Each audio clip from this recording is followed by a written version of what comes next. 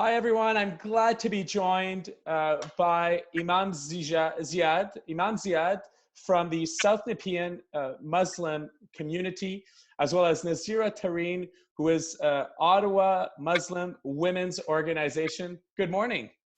Good morning, sir. Our duty, not just religious, but social, is to be kind and respectful and work with all people, everybody around ourselves. And for that matter, we have established certain policies within ourselves to help Muslims in this point of time deal with their spiritual needs, not physically within the mosque structure, but rather through online. Example, we do not have ceremonies in the mosque simply because of dangers that we could spread the virus or be affected by it, and therefore all our ceremonies are virtual, online, live streaming, discussions. Even our counseling actually has gone viral. So when people do have issues, when people do have questions, they would connect with Imam Muhsin or myself, and we would be actually leading the community forward. When people are in need, the technology allows us to do that, which is such an important asset during these times.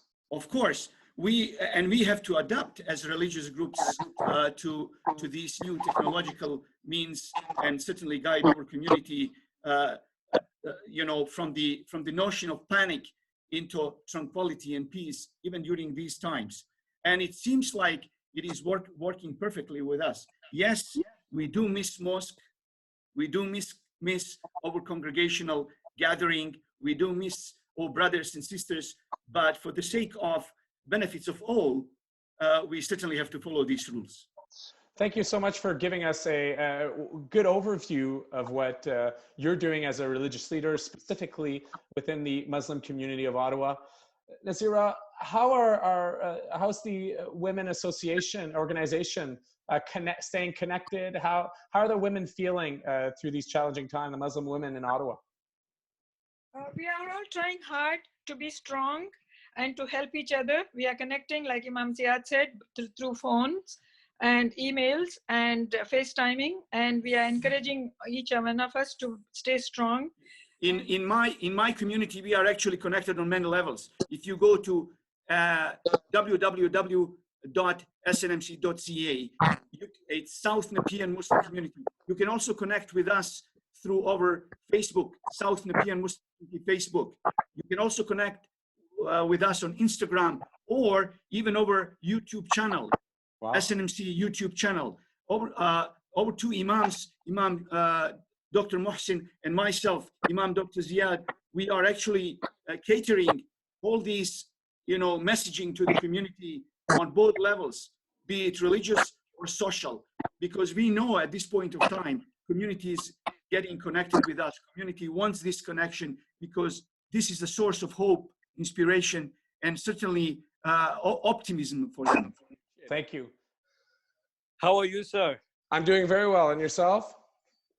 Yeah, we're all trying to struggle through this.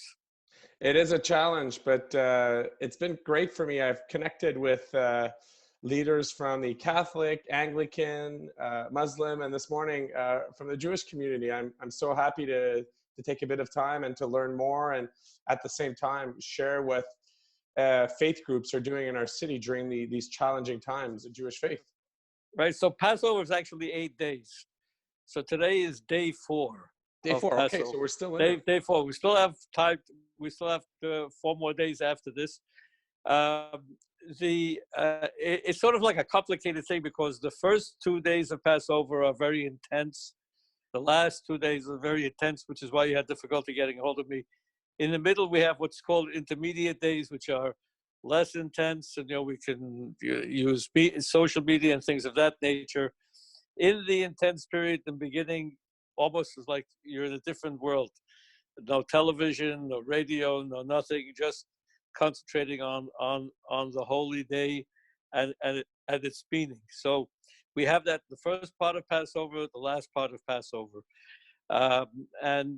Basically, Passover is the commemoration of our very humble beginnings when we started off as an enslaved people, and we were able, through the grace of God and some miraculous deliverances, to become a free people, free not to do whatever we please, but free to embrace our responsibilities as spelled out in the Bible.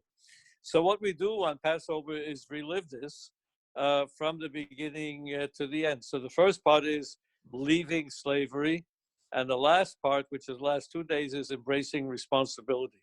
And in the intermediate period, we sort of like build up to it little by little until we get to the final stages. And what we do is try to relive it in many ways, first of all, by telling the story of what happened, by engaging our next generation and asking the questions and making sure that they are interested in the answers.